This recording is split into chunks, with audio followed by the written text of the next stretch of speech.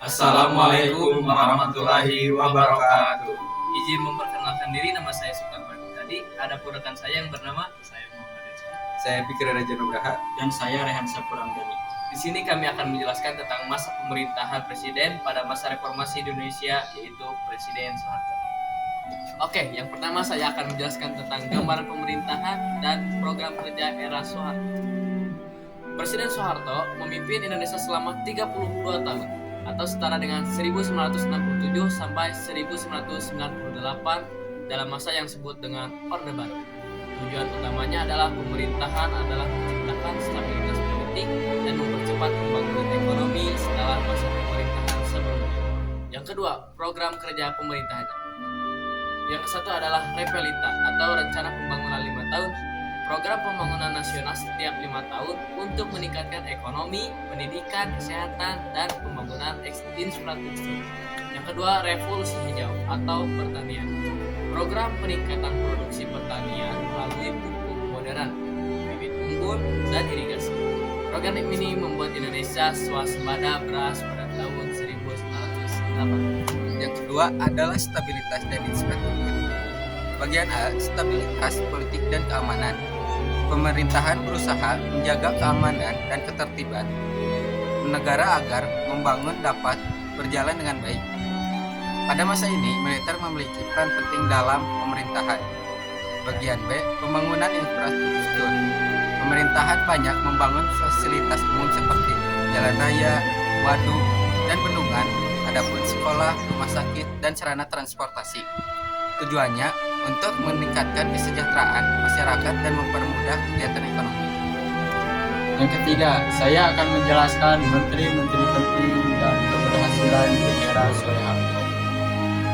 Yang pertama, di bidang ekonomi, Ali Wardana, Menteri Keuangan; Tadius Prawiro, Menteri Keuangan dan Menteri Koordinator Ekonomi; Ginanjar Kastamita, Menteri Pertambangan dan Energi atau Menko Ekonomi; Fuad Buwajir, Menteri Keuangan atau akhir masa Orde Baru.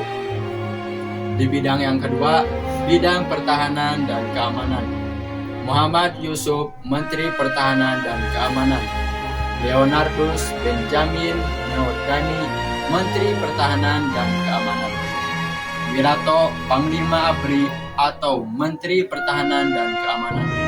Di bidang yang ketiga, bidang politik dan dalam negeri, Amir Rudini dan Yogi Suwardi Memer. Di bidang yang keempat, bidang luar negeri, ada Malik Ali Alatas dan Mukhtar Kusumadja.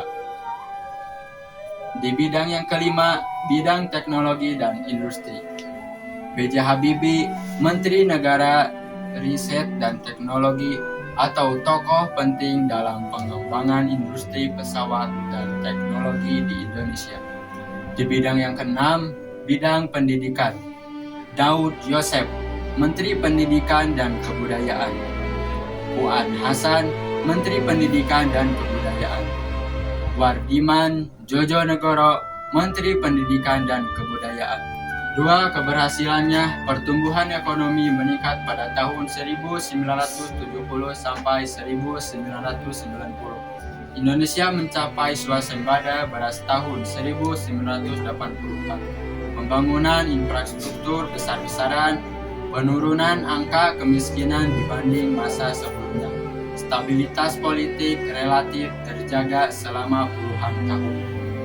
Yang keempat, saya akan menjelaskan tentang kendala yang dihadapi dan akhir masa jabatannya. Yang pertama, krisis ekonomi pada tahun 1997. Terjadi krisis finansial Asia 1997 yang menyebabkan nilai rupiah jatuh dan banyak perusahaan yang bangkrut. Yang kedua, adanya korupsi, kolusi, dan nepotisme antar pakaian. Banyak masyarakat mengkritik pemerintah karena adanya praktik KKN dan dalam pemerintahan.